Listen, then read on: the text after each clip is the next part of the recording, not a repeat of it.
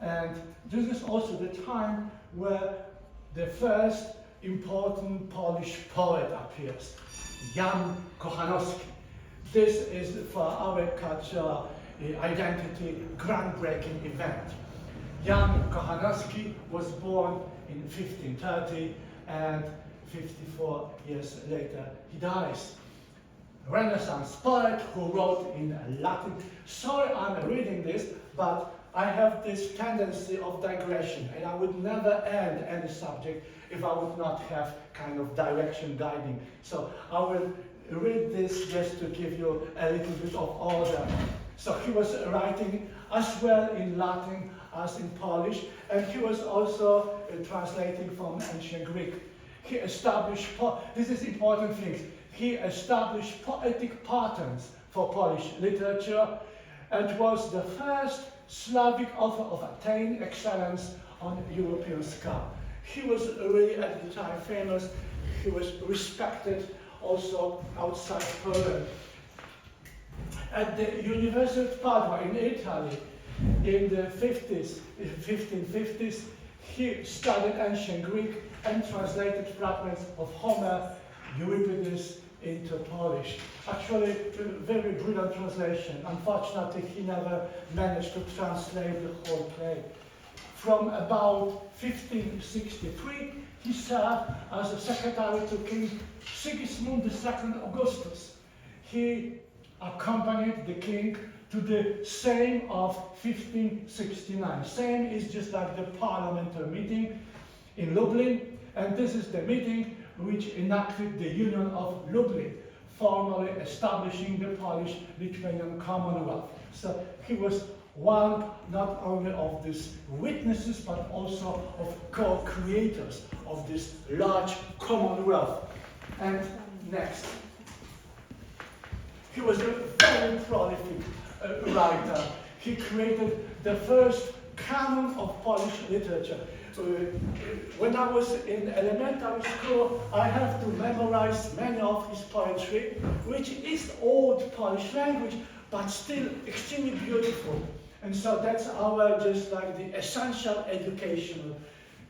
In years 1562-66, he writes Szachy, chess.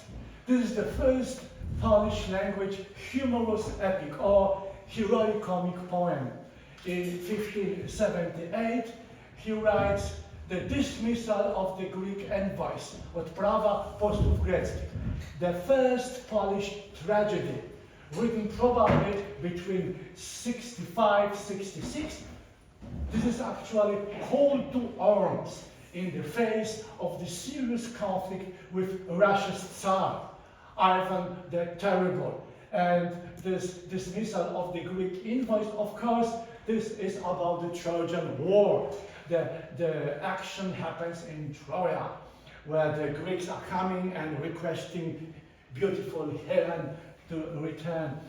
1579, he writes or translates in Polish Psalterz Dawidów. This is, of course, biblical David's Psalter. One of the most beautiful translations in the modern languages. In 1518, his beloved daughter, Ursula, or Urszula in Polish, she dies.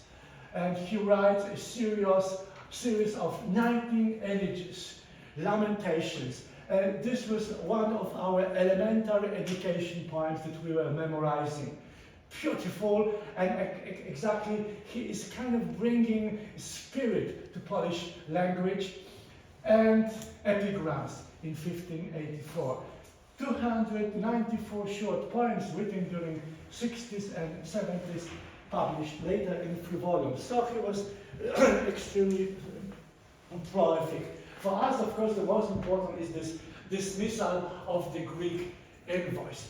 The first performance was on January 12, 1578. And this is the cover of the original publication.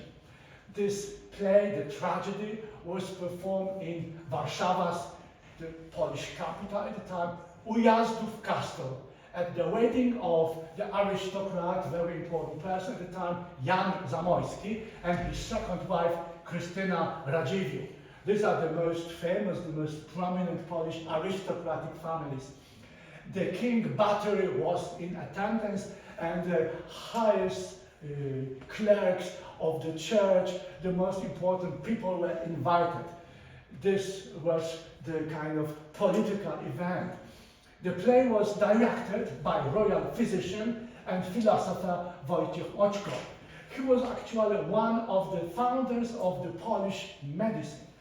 After the play, the royal singer with a lute, probably Krzysztof Klabon, sang in Latin Kochanowski song Orpheus Sarmaticus, Latin about the Orpheus, who is a Polish nobleman. And so, more about this play.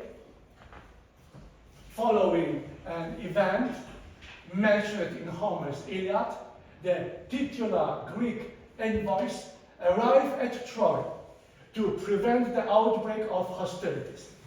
The envoys request the return of the kidnapped Helena, the wife of the king of Sparta, Menelaus. Wise statesmen in Troy, led by Antenor, a role model for civic virtue, support such an action. Still, in the end, they are overruled by a demagogue, Ikeaton, and a more vocal faction led by Helen's abductor, Paris.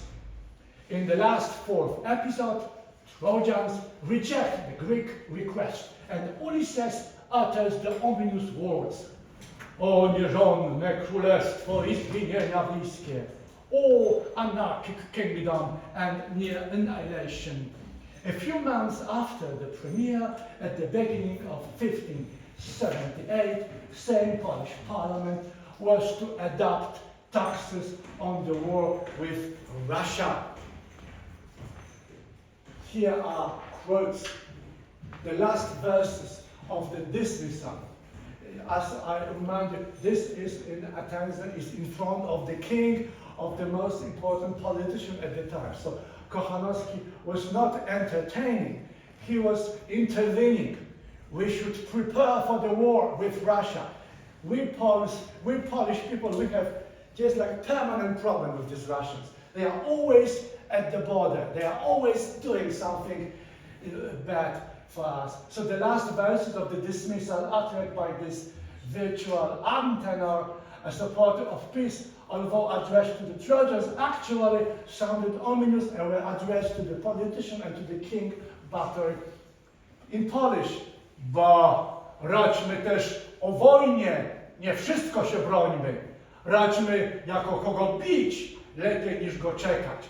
And I was trying to translate a little bit, but still it's impossible. Well, let's also talk about the war. Let's not think about defending only. Let us advise how to beat someone. It is better than waiting for him. And after that was this Latin song to the lute, sung by Klabon, probably immediately after the play. And this was a real call to arms. Kwe spes ocides, kwe mens in pectore vestur est. What hope, O citizens, what mind is in your breast? It is not laziness, it is not, believe me, sleep. So go to action. Russians are at the border.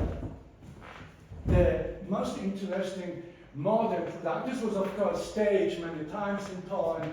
The most interesting modern production was by the director Zadara, Michał Zadara. Here is his portrait. He reversed the order in the classical theater building. The audience was sitting on the stage, and the action partially was taking place on the audience. And so he was using, as you can see, these modern projections. And there was one DJ who was scrapping the LPs. This was the music for this. Unfortunately, he is a very brilliant thinker, extremely powerful intellectual. He has wonderful ideas, but he has some problems with working with actors. Probably he is a little bit autistic or something, because sometimes when the actor or actress is not doing the role according to the circumstances, well, he's not helping. And so some actors were doing modern theater, not psychological as this whole thing requires. Some actors left alone was doing psychological shit. And so it was kind of so-so performance, but the idea was brilliant. This tragedy by Kochanowski was so brilliant. It was so good written, and it was so powerful in images that next Polish poets were just humiliated by it. And it's a funny situation. Nobody really had kind of balls to write next tragedy. And for next hundreds years, we actually have no Polish tragedy. Nobody was courageous enough to stand this kind of comparison with Kochanowski's tragedy. This was so brilliant. And this is very, for us, for Polish history of theater, very bad situation that we have one island, this amazing masterpiece, which is perfectly using language. It's not only using language very well, but it also creates metrical pattern for Polish poetry. So Kochanowski was not only using the traditional Polish poetry, versifications and meter, but also being very aware that meter is so important in ancient Greek drama. He was inventing few new meters. And so he gave us not only beautiful Polish language, but also rhythmical patterns that later would be used by next poets. And we have to wait very long for next tragedy. And so this is one of the staging. And the most important part in this performance was a lady who actually is mother of the son of Zadara. I don't know, because they are not married. I don't know. These people are always in very strange relationship. So she's one of the best Polish actors. Wysocka is her name. And she's playing Horus. And this image of one character being assassinated, and she is just using the bucket with the red paint, and she's just streaming over his body this red paint. And on the white stage, this is the symbol of Polish colors. Red and white are just like the signal of Polish identity. And so this became very important image that this is about the Polish problem. We are still confronting our enemies. And here are few images